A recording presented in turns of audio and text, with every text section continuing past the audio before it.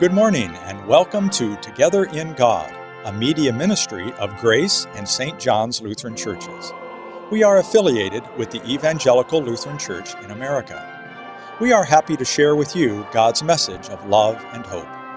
Today's service is being brought to you from St. John's Lutheran Church. The church is located at 1804 Highland Avenue in Eau Claire.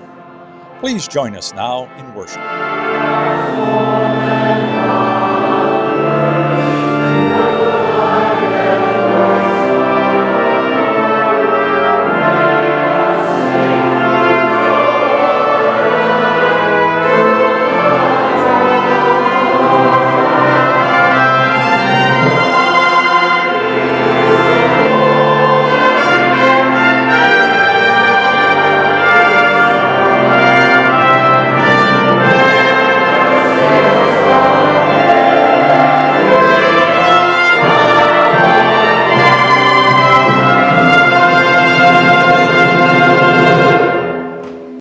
Seated. I invite children to come forward.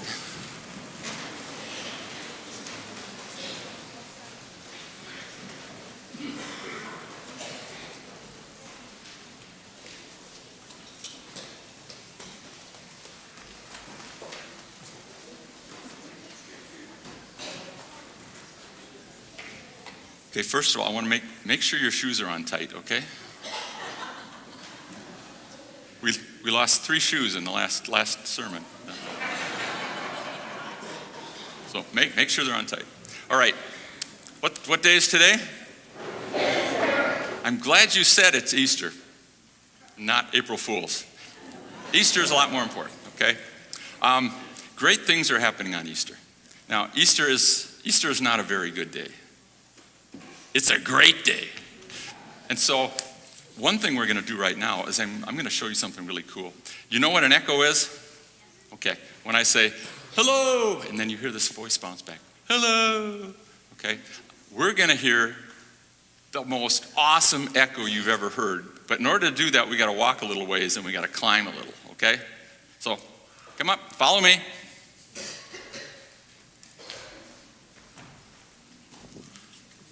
And they'll just have to sit here and wait for us because we got a ways to go here. Everyone still got the shoes on?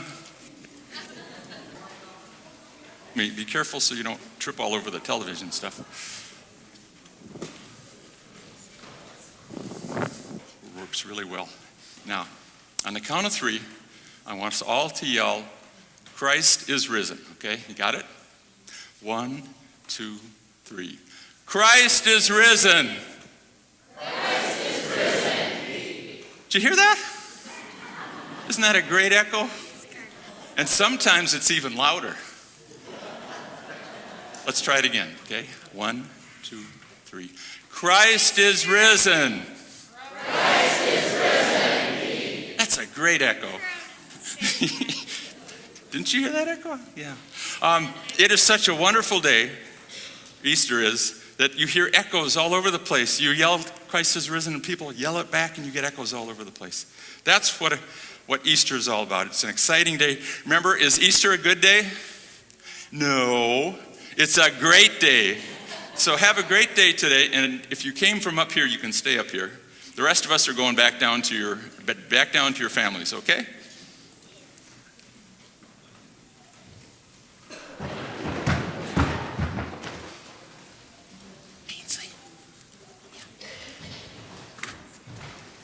I don't think anybody lost a shoe.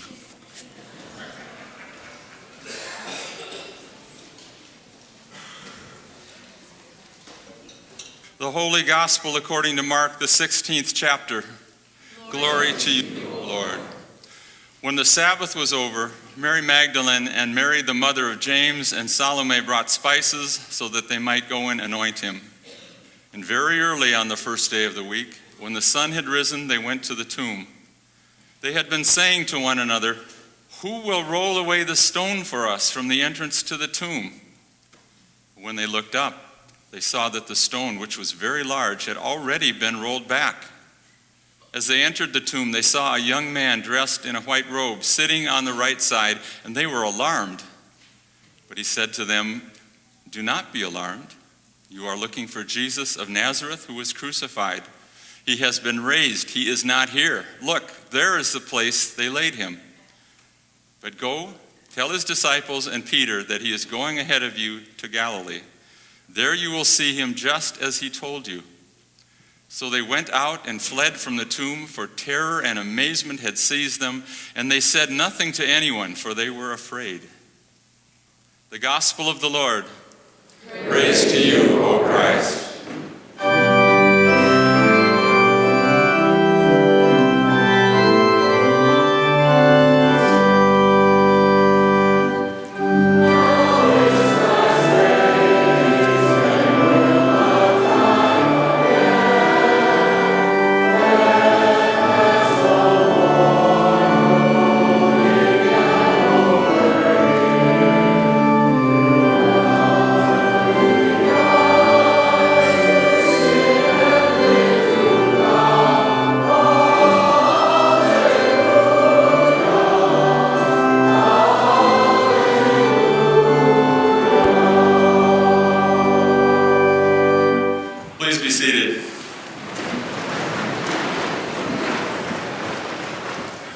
Something has puzzled me about Mark's gospel for many years.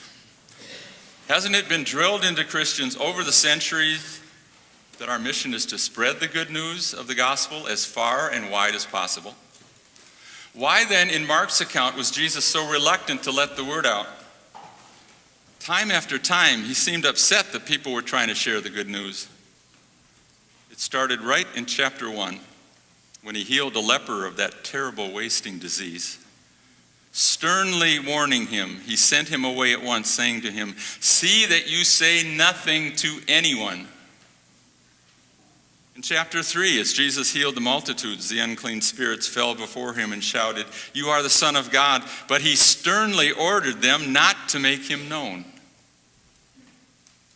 In chapter 5, Jesus encountered the daughter of Jairus, whom the household assumed was dead. He took her by the hand and said, "Little girl, get up." She did exactly that, and the people were overcome with amazement. Jesus strictly ordered them that no one should know about this. Chapter 7, Jesus encountered a deaf man. Not wanting to make a scene, he took him aside in private, away from the crowd, and immediately the man's ears were opened and his tongue released. And Jesus ordered them to tell nobody. Chapter 8, Jesus restored the sight of the blind man of Bethsaida.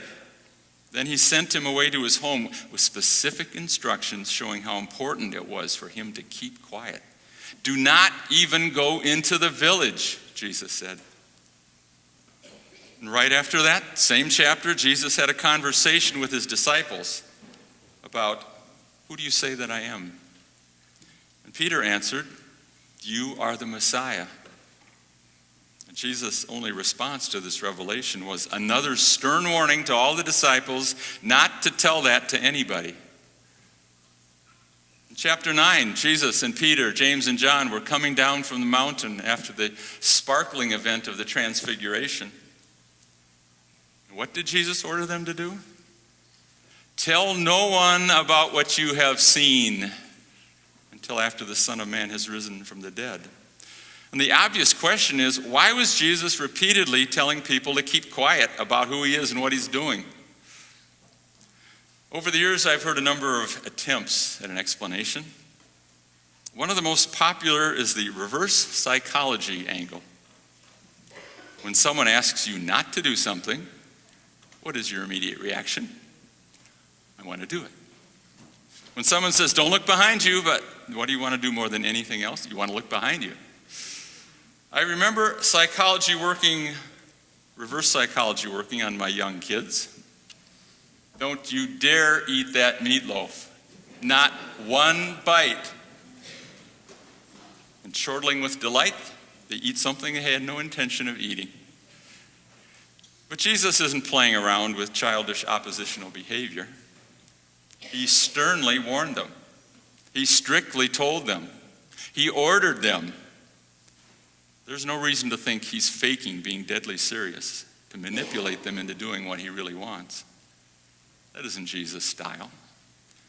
Besides, are desperate people who have been miraculously made whole suddenly going to openly defy Jesus because it gives them a fun little power trip? A second reason makes somewhat more sense. Jesus was swamped with more sick people than he knew what to do with.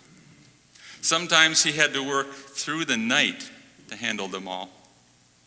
Crowds dogged his every step and created some unsafe situations. And that's without any advertising on his part. The last thing he needed was personal testimonials about what Jesus could do for them and make everything even crazier than it already was.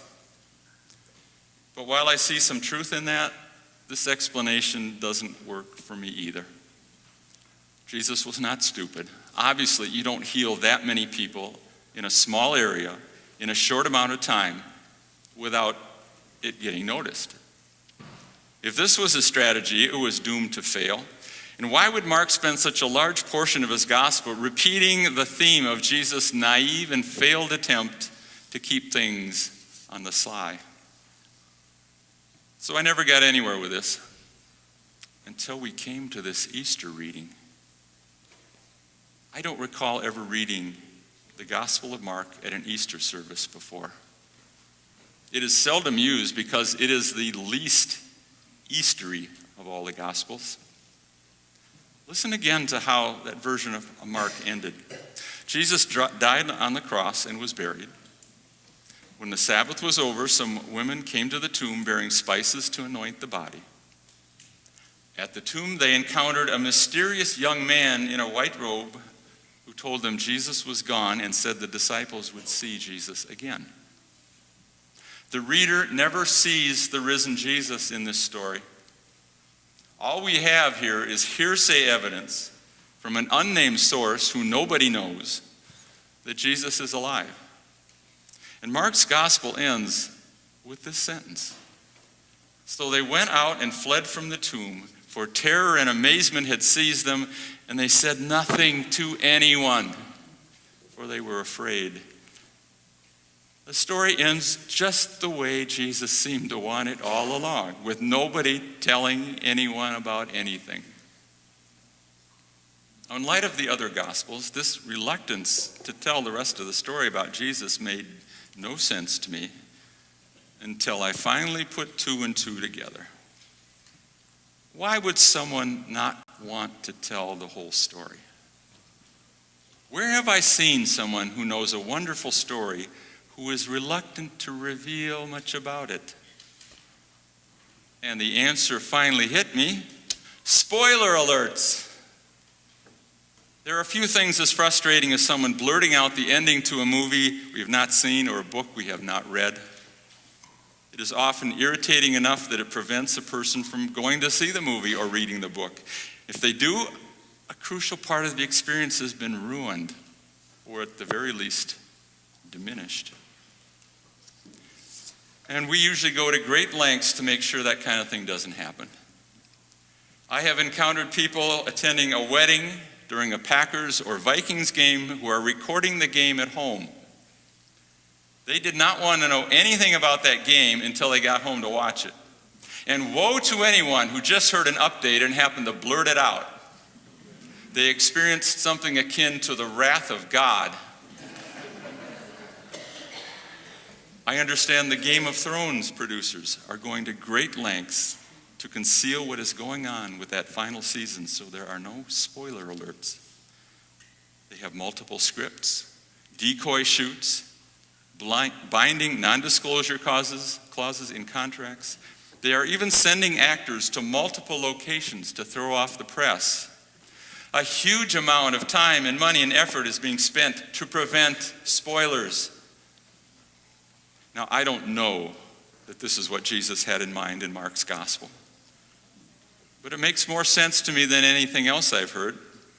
What if Jesus did not want people blabbing about who he was because he wanted as many people as possible to experience the full range of the awe and wonder of the new life he was bringing into the world?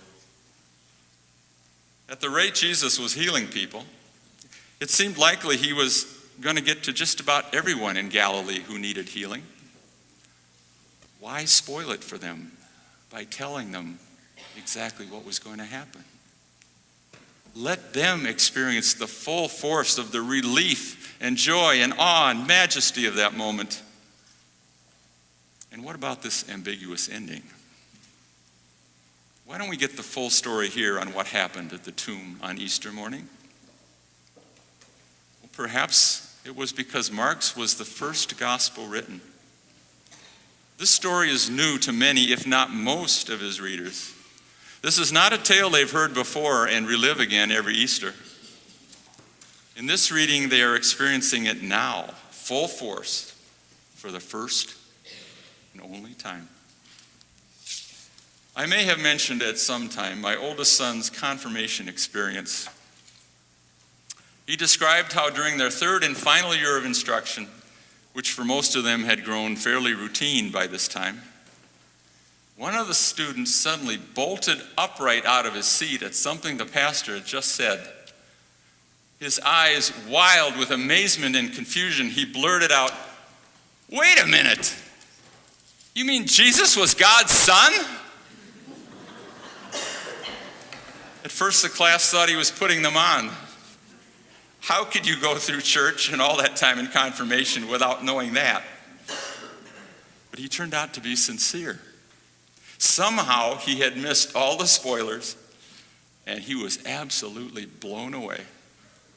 He didn't say he believed it. He didn't say he didn't believe it. He hadn't gotten that far yet. All he could say was, "Whoa." And that's what the Gospel of Mark is trying to convey. Here is this incredible story of God's love, a triumph over evil unlike anything you have ever heard. Hearing it made the women and the disciples stand up and say, "Wait a minute! You mean Jesus rose from the dead? Whoa." That's what happens when you experience the Easter story for the first time, without any kind of spoiler. Of course, Mark's readers want to know what happened next, but Mark says, don't be in such a hurry. Bask in the amazement. Live in the wonder. Feel what it's like to experience something so out of this world awesome that it leaves you trembling in confusion and fear and unable to speak. Let something that is totally beyond understanding sink in.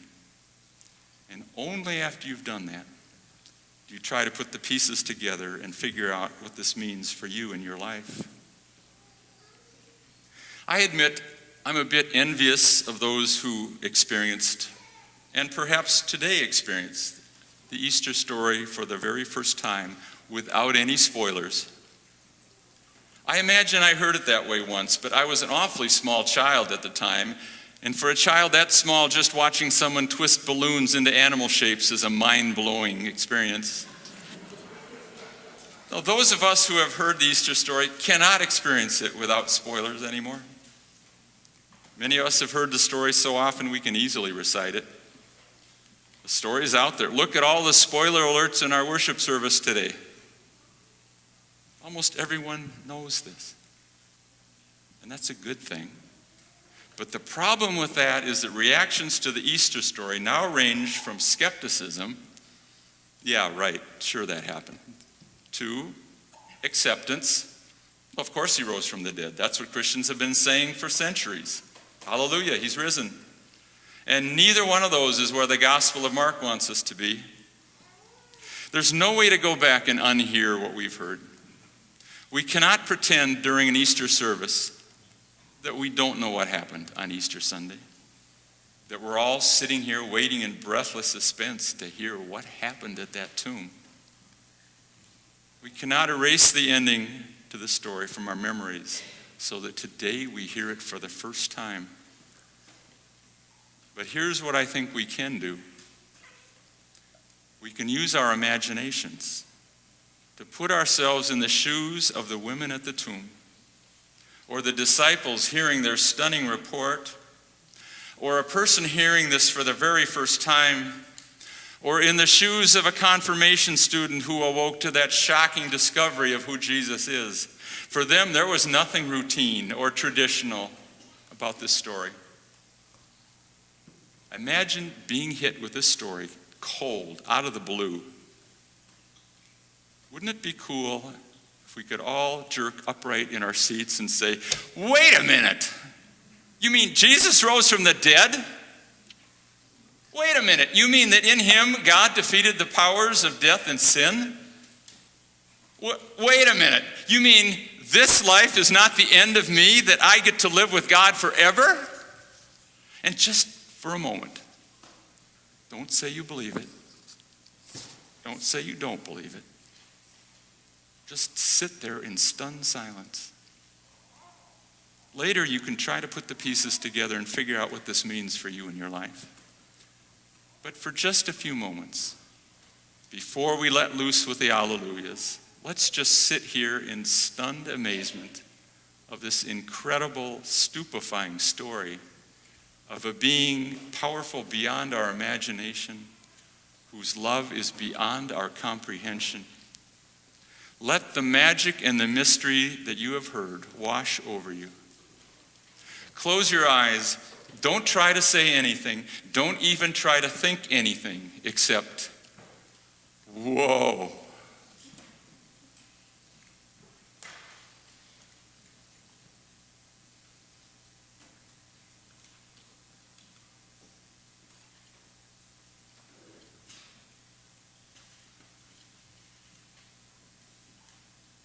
And having done that now, let's stand up and let's get to those Alleluias.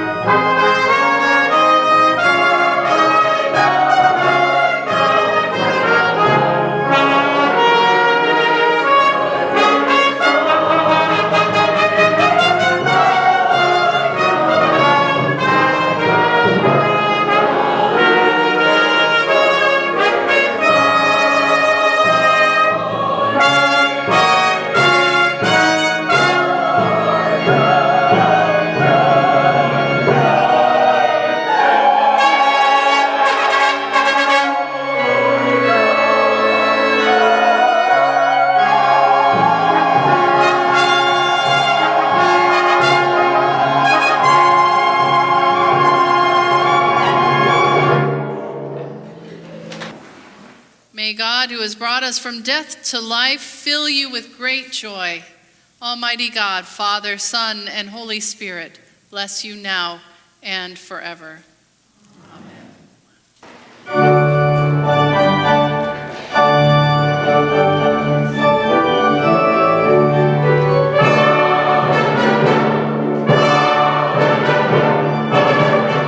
Thank you for being a part of Together in God, brought to you today by St. John's Lutheran Church.